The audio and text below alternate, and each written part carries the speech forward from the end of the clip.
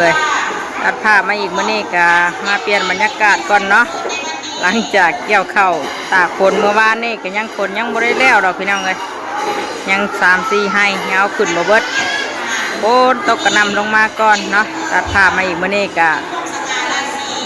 มางานวันครูอยู่ทางโรงเรียนน้องต้าเพิ่นก่อนเนาะพี่น้องกำลังเพิ่นจัดงานแต่ว่าช่อดอกไม้อย่างเฮามอบให้ทางสาวครูเพิ่นเรียบร้อยแล้วเนาะเมื่อกี้นี่ก็บ่ได้ถ่ายคลิปพี่น้องเลยเพราะว่าเข้ามากับคนหลายสับสนวุ่นวายอยู่เนาะก็เลยเพิ่นเปิดเพลงแน่ก็เลยบ่ได้ถ่ายเนาะก็มอบแล้วเรียบร้อยก็รอท่าทางครูอาจารย์เพิ่นกล่าวคำอย่างของเพิ่นเนาะเดี๋ยวจังมาถ่ายให้พี่ให้น้องเบิ่งอีกเทื่อนึงเนาะหลายพี่น้องเลยมอบช่อดอกไม้ให้เพิ่นเรียบร้อยเมื่อกี้นี่สาวครูเพิ่นแล้วก็พาเด็กๆมาดินนี่ค่ะใช่มอบดอกไม้ให้สาวครูได้หรอเรียบร้อยเลยสบายดีเด้อสบายดีบิวจะมอบแล้วนะพี่ตะพูมอบแล้วระวังโต๊ะกระดูกให้ดูร้านดินท่าพี่น้องเลยเฮ็ดนานเฮ็ดนั่งน้องดูนั่งน้องดูเรียนโต๊ะถ้าเพิ่นวันนี้กับเพิ่นให้ผู้ปกครองเข้ามาในห้องพี่นั่งพี่น้องเนาะแต่ว่าเพิ่นจัดอยู่ทางพี่ทางลุมพี่เนาะอยู่ทางหลังโรงเรียนที่ทางห้องมอหรือว่าปอพี่เนาะบริจัดอยู่ทางบ่อนอนุบาลใช่คอยเด้อดมเด้อดินท่าเดี๋ยวจักหน่อยท่าทางแม่ครูเพิ่นกล่าวคำมานั่นเพิ่นก่อนหันตัวมือเลยไหม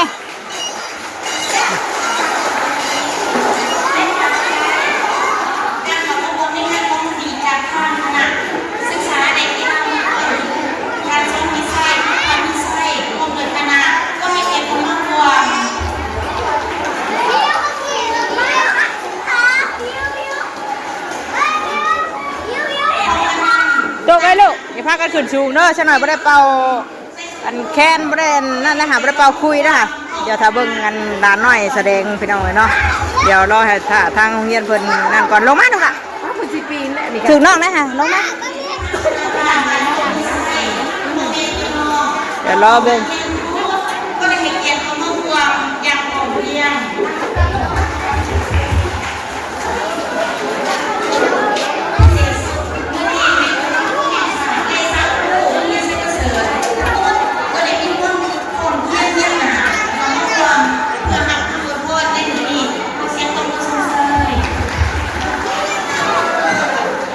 ระวังตกเด้อน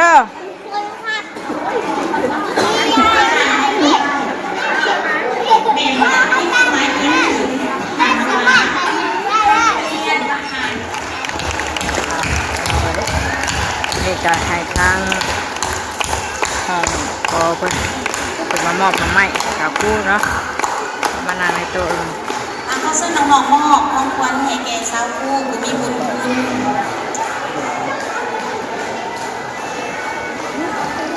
ขอเส้นทายหูก่อนเนอะ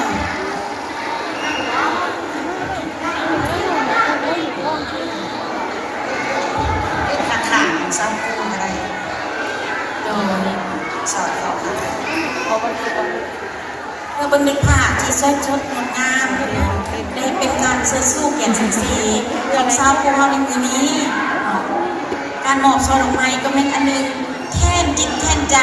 จากน้องๆนักเรียนเพื่อไว้พรในสาวครูโดยคนซื้อส้มและเป็นดีเป็นดีเอาข้อเส้นสาวครูกับพรในน้องๆกับพรต้องไปข้อเส้นสาวครูทั้งหาทานแฮร์บิวฮอนเป็นทับช่อดอกไม้ทั้งฮอนบดย้ำเนาะใกล้หน่อยเถอะใกล้เลยเด้อใกล้สิแค่ขึ้นเลยได้นี่ใกล้สิได้ขึ้นวิธีแล้วบ่ดถ้าเบิกเปล่าแค่เนาะลูกเนาะเป็นชู้เด้ออาจารย์นี้สักคนใจดีทางนี้เนี่ยไม่อันนี้นี่แต่ผู้ช่วยนี่ขอ อเชิญน้องๆทั้งหาน้อง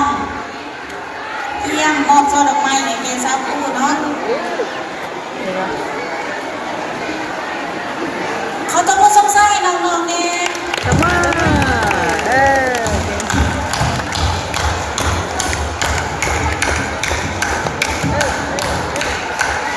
น้องๆกับพี่ทุกคนหักยกย่างเป็นระเบียบเรียบร้อย สมือเอี้ยมาสมือเอี้ย ถ่ายรูปน้องเขาเชิญถ่ายรูปกันเด้อ ดูหลังจะตอบว่าเมื่อแล้วบอกจำความกับ เพื่อเป็นอนุสรณ์ในบุญคุณแห่งศาสตร์ในมือนี้ ของตอนเช้าว่าลงเลยนะตอนบ่ายจะเมื่อคนปากกาแพ้นุ่ยมาอยู่เลยนี่เอามาเบิ่งหลานนั่นแสดงมาในพี่น้องเอ้ยเนาะหลานน้อยพวกอนุบาล1อนุบาล2ขึ้นไปแล้วขึ้นเวทีเลยพวกนี่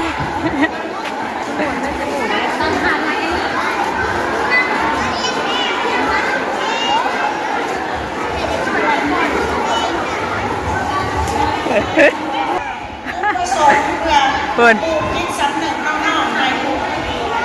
เกี่ยวกับประเพณีและเสียงของดนตรีพื้นเมืองลาวเว้าร่วมเพื่อให้น้องๆเรียนรู้เกี่ยวกับศิลปะดนตรีพื้นเมืองลาวที่เป็นเอกลักษณ์อันโดดเด่นของคนลาว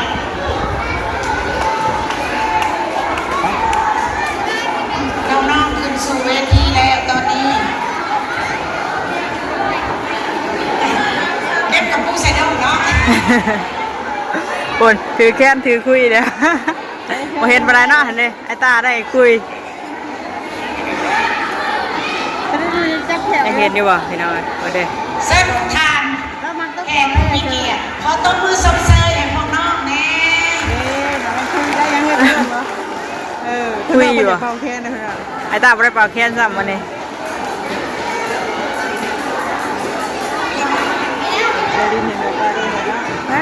เจ้าขี้หลังไหว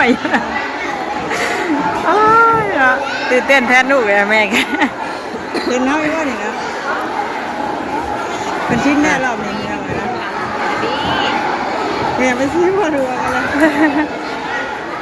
ใครเนี่ยเนาะแต่เก่าเห็นแม่มาเลยโอ้ยซื้ออื่นแล้วปวดอะไรอย่างถ่ายหูไก่ช่ำเนาะ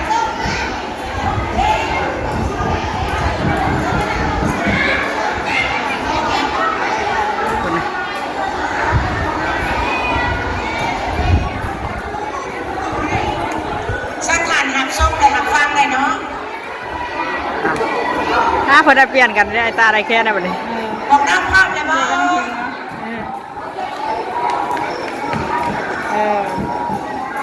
ภาพเลยบ้างน้องๆนักเรียนเนี่ย เปลี่ยนกันไปกันมาอยู่ สิยกไหนจังหน่อยเนาะอดใจรอชมเด็กสิขาด ทั้งพ่อแม่ได้ดิ เล่นของน้ำ เอาตีหนึ่งคือไห้นะ บีก็อยู่น้ำลังหมูแต่เป็นบี อันนี้ไห้อยู่น่ะโอ้ยเนาะตื่นเต้นบ่ไอ้ตีหนึ่งได้น้ำหมดเตียงน่ะ เราจะอุ่นขึ้นหมูเชื่อน่ะเต๋อ แม่นยันซื้ออื่นเลยแม่เราอยู่ใกล้พ่นน่ะแม่เราไปยืนใกล้ เห็นไหมจ๊ะ ๆไฟตาคึกๆได้ปะชู้ๆอยู่เห็นได้ ภาพเลยบ้างภาพเลยบ้าง เอาเราไปทางหลังเลยเราไปอยากอยู่ทางหน้าไปจ้ะ แล้วให้นะปัดทั้งหลังนะว่าให้สองคนน้ำกันเลยน่ะเป็นหนึ่งกับอ้ายนะ มาเบิ่งการแสดงของร้านน้อยพี่น้องเลยเนาะ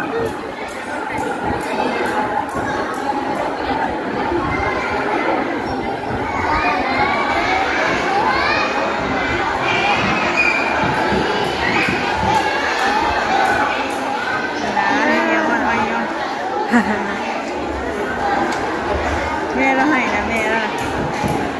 แม่เราไปใกล้พ่นจัง เวลาโอกาสเวลานี้ก็คือสิบรอบเลยเนาะร้านเล่นๆก็ได้ พร้อมเลยแม่กูเอ้ย แล้วก็จะช่วย ร้านชิเมื่อยร้านไห่เบิดนะฮะ ตอนนั้นน่ะมาไทยนะมาหน้าให้กูยุ่ยนะ เด้งอะดิลูกหลานหายแซ่บตื่นเต้นเลยโอ้ยเนาะ ไปเลยจะนี่ไปทั้งหลัง อ่านคนน้ำอันซาบุนไปยำทีด้วยนะเริ่มแล้วพี่น้องเลยเยอะเอาเลยนะ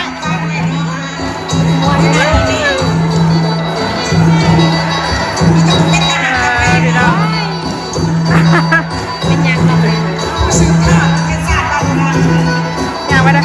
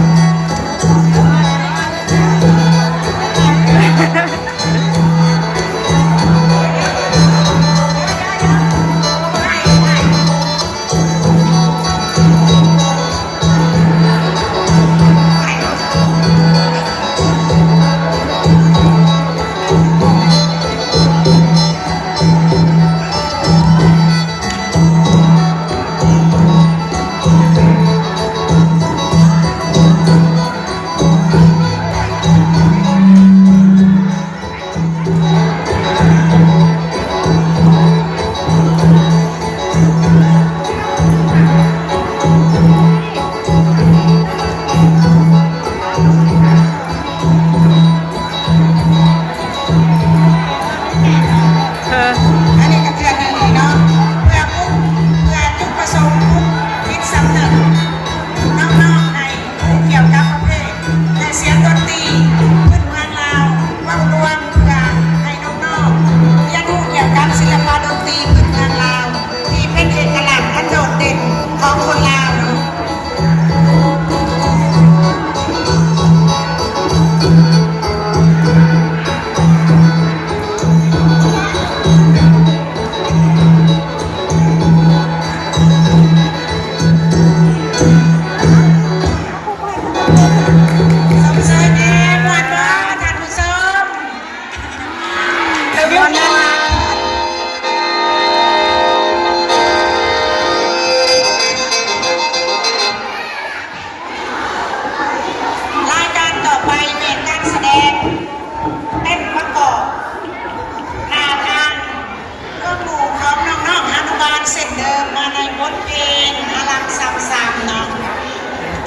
เก็บได้ปะเนี่ย เซิร์นหักแทนหักช่วยแบบภาคใดขนาดที่นี่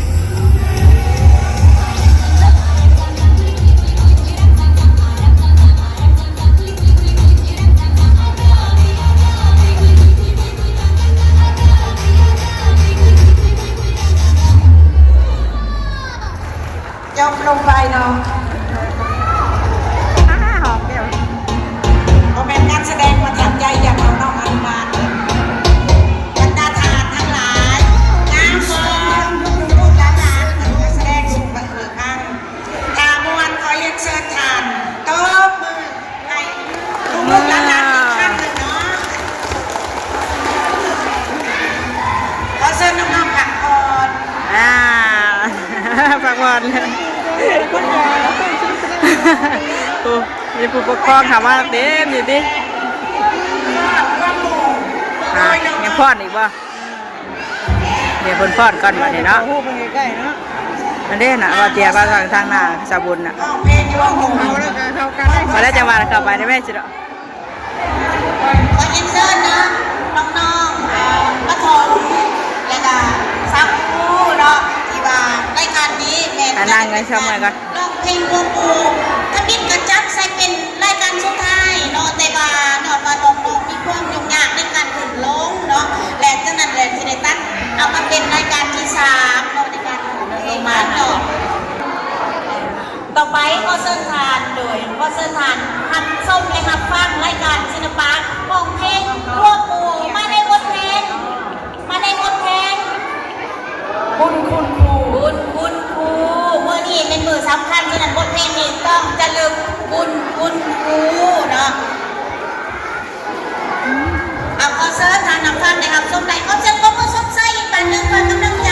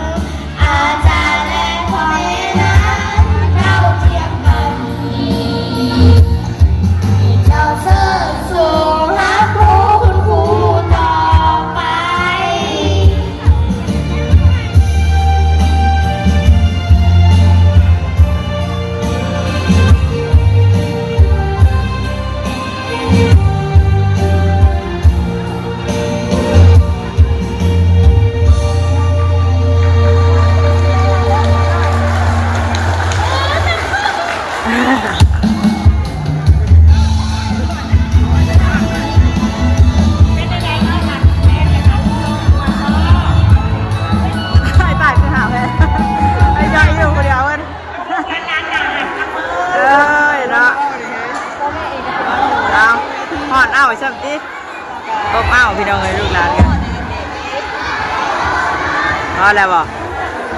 ในรายงานที่ผ่านไปนั้นก็เป็นการประกอบตัวน้องเพลงน้องๆเนาะ ลงมาแล้วพี่น้องเลยไปรับลูก และ ก่อน ข้าพเจ้าก็ตื่นเต้นที่ได้เห็นน้องครั้งนี้ตรงงามนี้รายการต่อไปเป็นการแสดง แล้วนั่นล่ะมาพี่ดูเก่งเก่งเก่งเก่งเก่งร้ายลูกเมียงดูล่ะถ่ายอ้ายนะมาเก่งเก่งเก่งลูกกี่มัดไม่ได้หายเลยเก่งร้ายลูกตบมือชมเชยน้องพิงนะน้องเมื่อยเด้เอาจบลงแล้วพี่น้องเลยบอลลูกที่เธอเก่งเก่งลูกล่ะเก่งร้ายลูก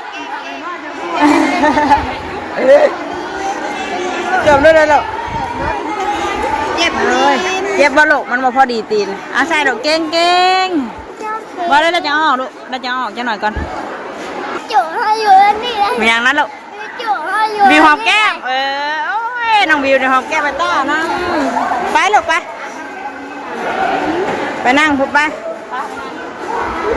ที่เธอห่อนเนาะเลยคุณทางเอ้ยห้องป.1 ป.2นะมันนี่พร้อมแล้วมาเด้อเด้อมีอย่างนะไปต่อคนเตรียมนะอยู่ในกินมาให้ผู้ปกครองพี่น้องเลยเด้อน่ะคักบ่ลูกผู้ทักเอ้ยทักเอ้ยเต้นเลยโอ้ด้วยเต้นได้ปะเนี่ย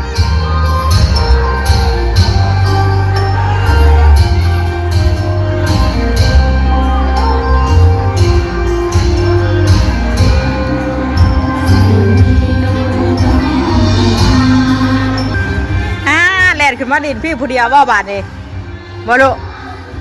โอ้ทั้งนั้นทั้งอันห้องปฐมเพิ่นเอ้ยห้องปฐมเพิ่นเต้นพอนพี่น้องไอ้แบบนี้เนาะใช่เด้ออยากชื่ออะไรชื่อเป็นได้ความรู้สึกขึ้นไปเวทีเลยลูกเป็นนี่ได้ความรู้สึกของเจ้าขึ้นเวทีฮะคักมวนรถน้ำพิงให้แม่กั้นใจยังมักลาให้อยู่ เก่งร้ายดุชมเชยเก่งไปมาดิไปเดี๋ยวไปจักหน่อยจะพากันเมื่อพี่น้องเลยบัดนี้เนาะตอนนี้ก็เป็นเวลาจักโมงแหละ10:30แล้วป้าลุงเอ้ยเดี๋ยวกับเมื่อหาคนเข่าคนน้ำเลยเฮากันเนาะเข่ากับเกี่ยวตาคนไม่อยู่ไปลูกไปมาใส่เกือบมาเมื่อยแต่เพิ่นห่อนตีนแล้วไปถอดเกือบแล้วมันไปรถได้หันไปเด้อมาพี่เด้อมาน้องลิ้นพี่เด้อน้ำน้องบิวพี่เด้อมากินน้ำมาเมื่อยดินเมื่อยอยากกินน้ำมาหนึ่งพี่น้องเลยใส่ตาได้แล่นไปเลยน้ำมากินเลยบ่เป็นได้ขึ้นพอดนะความรู้สึกนะไม่ได้ตื่นเต้นบ่ให้เหยียบตีน้องพิงนะ ให้เหยียบตีน้องอ่ะลูก เราคือให้เราไปเหยียบตีน้องแล้ว มีมูเหยียบตีนบ่ ที่ไหนนะ มันหลายคนบ่เนาะ เจ้าหน้าเมย์เราเป็นยังไงเนี่ย จักแล้ว ยังคิดเต้นเลยนี่เลย ยังมูเหยียบตีนบ่กินแม่น้ำลูกใส่ตาได้ค่ะปลากระดิ่งโอ้มาดินเลยกินนี่หายยังใจกินนี่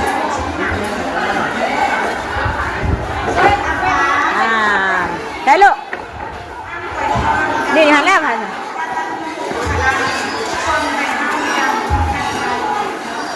เพิ่นยาเลยจบพิธีเพิ่นนะพากันทอดล้ำนี่ก็มาเบิ่งหลานหน่อยผิวเข่าเลยไปย่านกินขนมน้องว่านะขอบใจตู้แล้วเด้อขอบใจแม่น้องพิงนะลูกโอ้ยพากันหิวแล้วบ้านนี้สวยแล้วว่าเนาะไม่ได้กินข้าวอีกเช้ากินลูกกินขอบใจเด้อค่ะเจนนี่กาดินเยอะหมดนะ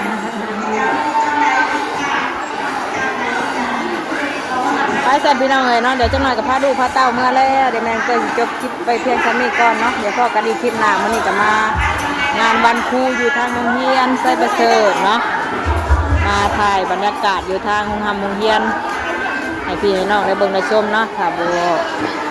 อันดังนั่งบันไดกับขอโทษขออภัยนะพี่น้องหลายๆเนาะ ไปสำหรับคลิปนี้ไปแล้วสบายดีเด้อทุกคนดีแห้งพี่น้องเอ้ย